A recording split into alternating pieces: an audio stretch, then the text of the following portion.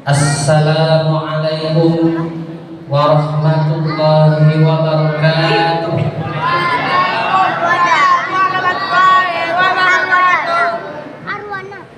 Alhamdulillah wa syukurulillah wassalatu wassalamu ala rasulillah Alhamdulillah la hawla wa la quwwata illa billah. Rabbi shrah li sadri wa yassir li amri wahlul 'uqdatam min lisani yafqahu qawli. Bapak-bapak, ibu-ibu, hadirin wal hadirat sekalian dirahmati Allah Subhanahu wa taala. Marilah kita sama-sama bersyukur kehadiran Allah Subhanahu wa taala atas segala limpahan rahmat dan nikmat-Nya. Kita masih diberikan iman, kita masih diberikan Islam dan juga kesehatan. Dengan beragam nikmat ini Allah kita masih diberikan kesempatan untuk memasuki bulan Ramadan pada tahun ini. Dan sebentar lagi Ramadan akan meninggalkan kita dan kita akan memasuki malam Lailatul Qadar, di mana malam ini sudah masuk ke malam 22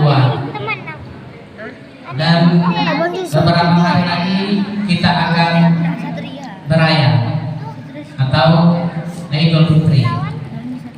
Nah, karena itu dengan malam-malam Lailatul Qadar ini mari kita manfaatkan dengan sebaik mungkin. Mudah-mudahan amal ibadah kita pada tahun ini, Ramadan kali ini diijabah oleh Allah Subhanahu wa taala dan meningkatlah kualitas ibadah kita dan juga kuantitas amalan kita pada ibadah Ramadan tahun ini.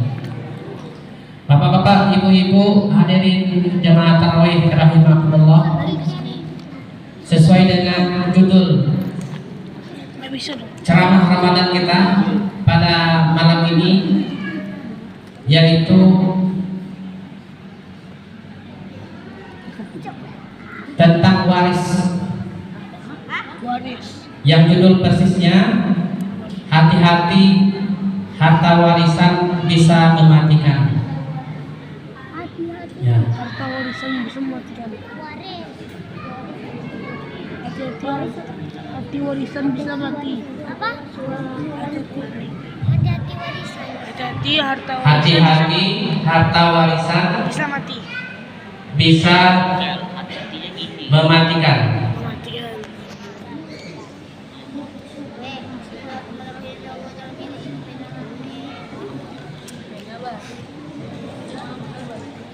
Jadi harta warisan ini, apa yang disebut dengan harta warisan?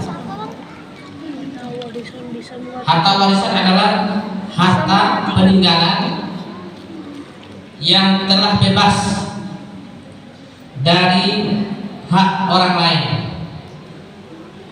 di dalamnya, sehingga menjadi hak penuh bagi pemilik harta. Jadi kalau dikatakan waris, artinya harta itu sepenuhnya milik ahli waris,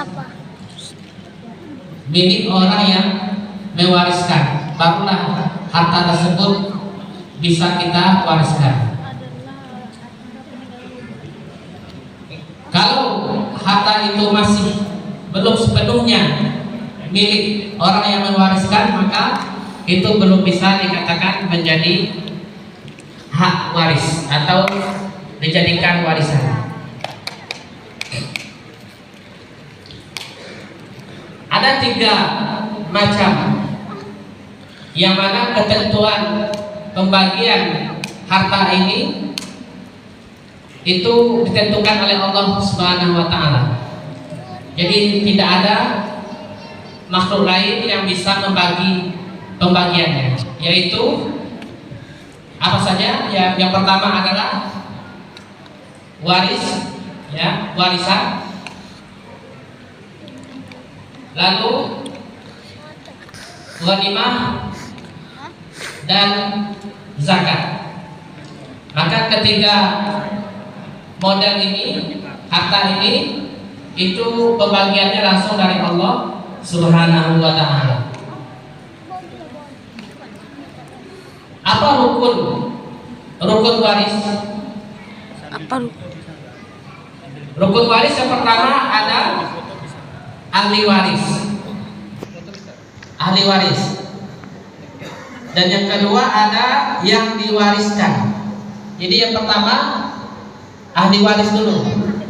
Jelas ada ahli warisnya. Ada bapak, ya. Ada ibu dan keturunannya, ya. Selanjutnya ada yang diwariskan, yaitu berupa harta.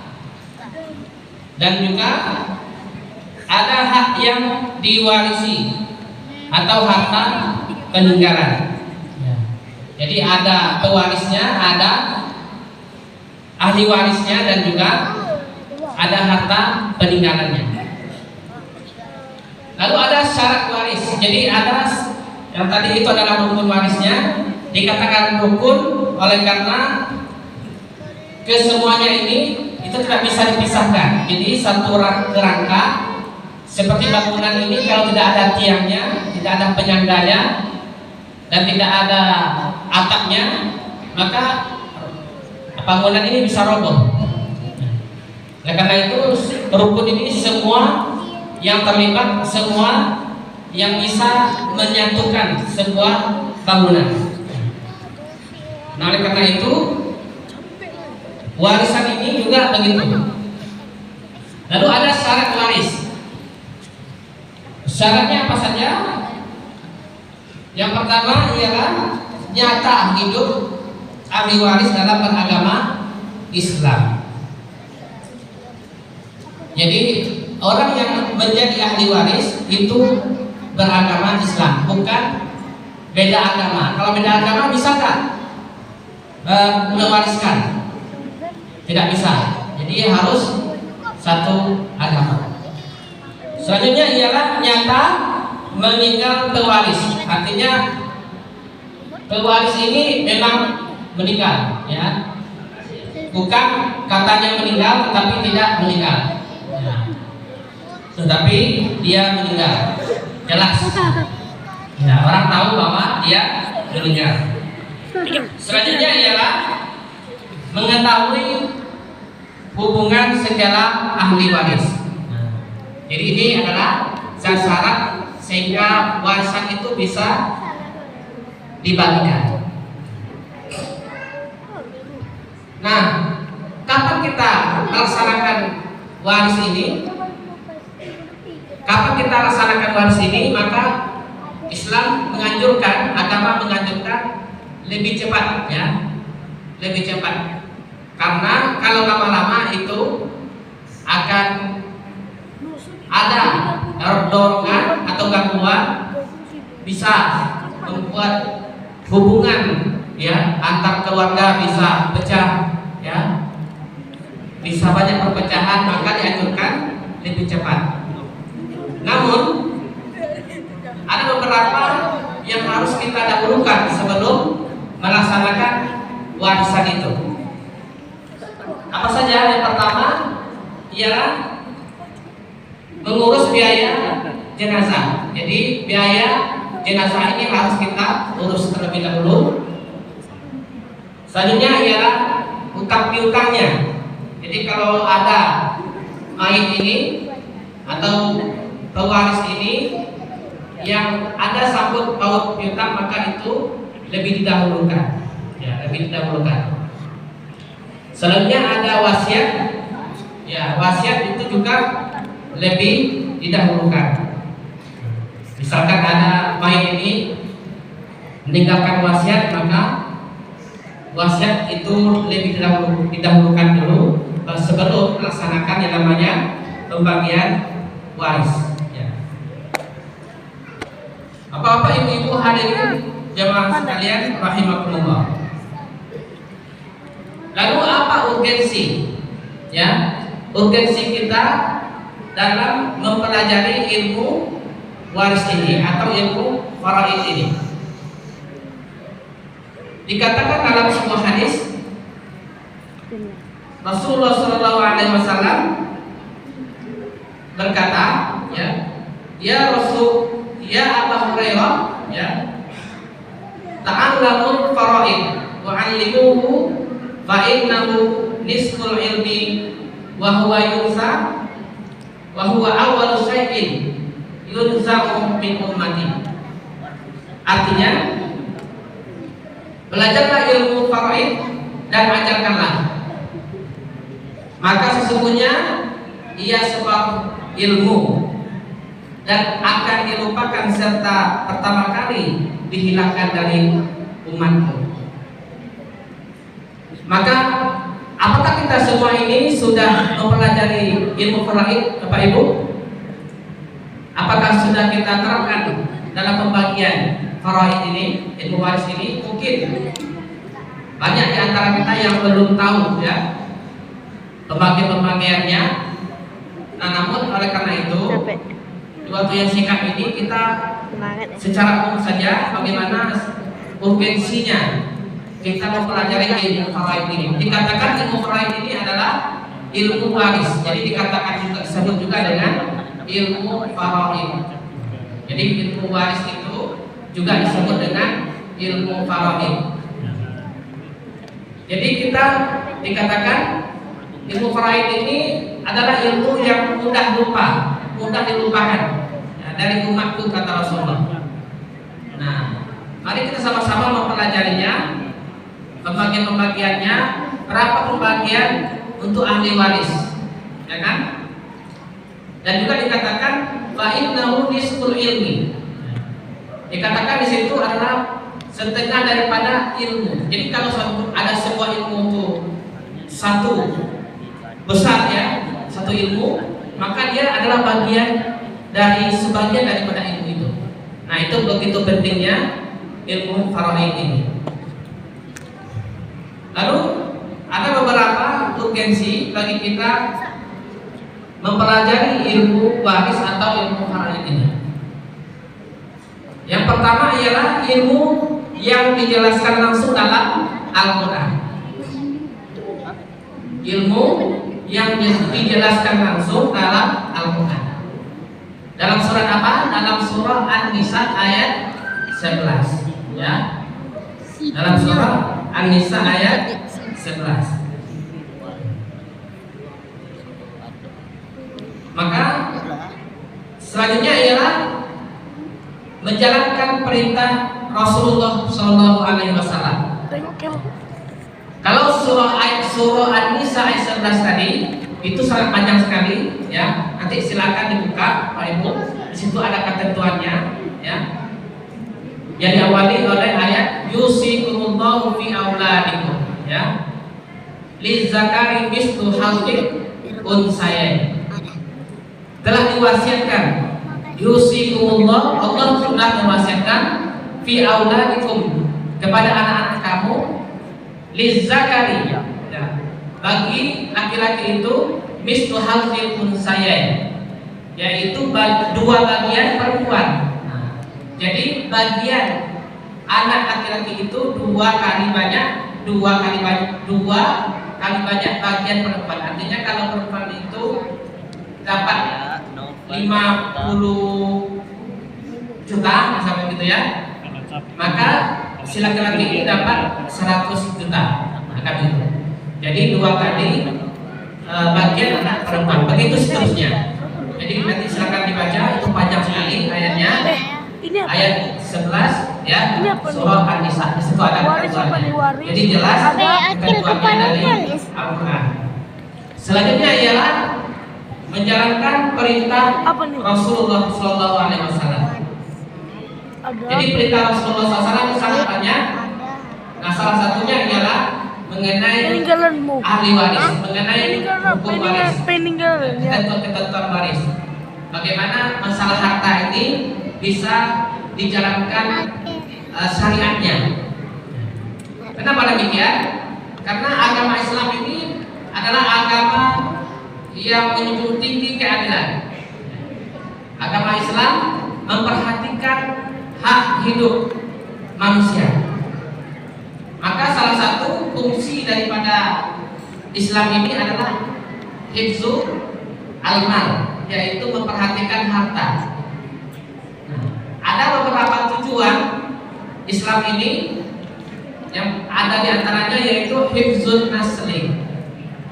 Hifzun nasli artinya menjaga keturunan. Maka situ ada yang namanya menikah dengan ketentuan-ketentuannya. Dan juga hifzul mal, yaitu menjaga harta. Bagaimana kita menjaga harta agar manusia ini tetap harmonis? Walaupun kita dalam sekeluarga, barangkali selama kita dalam orang tua itu ada, mungkin masih harmonis. Tapi kalau sudah ditinggal orang tua, misalkan barangkali di situ ada gesekan, ada perpecahan. Kenapa demikian? Mungkin karena harta. Yang ini ingin banyak, ini sana ingin begitu. Nah, disitulah pentingnya Islam memberikan bagian, memberikan penjelasan tentang pembagian harta tersebut supaya manusia tetap dalam kerukunan. Sampai habis dan iya. Rasulullah SAW bersabda seperti yang disampaikan di awal tadi, bahwasanya ilmu faraid ini ilmu yang mudah lupa, yang mudah dilupakan oleh umatku. Maka kita perlu pelajari berapa pembagian dari harta warisan tersebut. Selanjutnya ialah mencegah perpecahan di antara keluarga. Nah, ini dia. Jadi kalau sudah meninggal misalkan, bisa saja terjadi perpecahan karena tidak mengerti tentang ilmu faraid.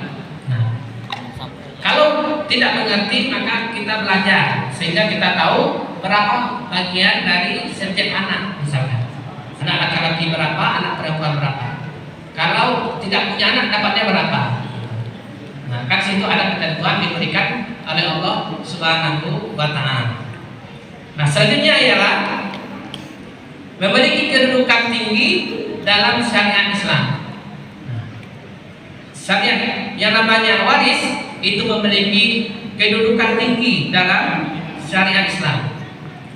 Nabi SAW bersabda, al-ilmu salasatun wa ma siwa zalika fahuwa fadlun ayatun muhkamatun au sunnatun qaimatun au faridatun adilatun. Ilmu itu ada 3, selain yang 3 hanya bersifat tambahan atau sekunder, yaitu ayat muhkamat yang jelas ketentuannya, sunnah yang tegak, dan faraid yang adil. Jadi dengan pembagian warisan itu adalah pembagian yang adil. Jadi jangan Bapak Ibu misalkan belum meninggal tapi ada yang anaknya misalkan bertanya tentang faraid atau warisan kepada bapak ibunya. Bapak ibunya tidak mau mendengarnya misalkan. Sensitif misalkan gitu kan. Nah, padahal ini adalah ajaran Islam. Ajaran Islam tidak mungkin membuat menghasilkan yang tidak baik, tetapi bagaimana semuanya itu bersifat adil, bersifat baik. Maka itulah ajaran Islam yang memberikan keselamatan. Nah, selanjutnya yaitu anjuran sahabat dan para ulama. Nah, jadi waris ini juga merupakan anjuran sahabat dan juga para ulama. Supaya apa? Supaya kita tetap kokoh dalam al-Islam. Sebagaimana disampaikan Umar bin Khattab radhiyallahu anhu, ta'allamul faraidha fa innaha min dinikum. Pelajarilah ilmu faraid karena ia bagian dari agamamu. Jadi kita harus dituntut untuk mempelajari ilmu faraid, karena dia adalah bagian dari agama. Abdullah ibnu Mas'ud juga berkata, "Alimul Quran wal faraid fa innahu yushaku ayyaf taqiran nas ila ilmin man yu'allimuha. Ajarkanlah Al-Quran dan faraid. Sebab hampir saja orang-orang tidak lagi mengenal ilmu itu jika tidak diajarkan. Jadi kita juga dituntut untuk belajar, karena mungkin kalau tidak belajar kita tidak tahu ya pembagiannya bagaimana. Nah, kita ada jelas dalam Al-Quran surah An-Nisa ayat 11 ya. Selanjutnya Abu Musa Al-Asy'ari berkata, masalul ladzi yaqra'ul Qur'an wa la yahsinul faraid kama sami laksun barazun wa la ra'suna.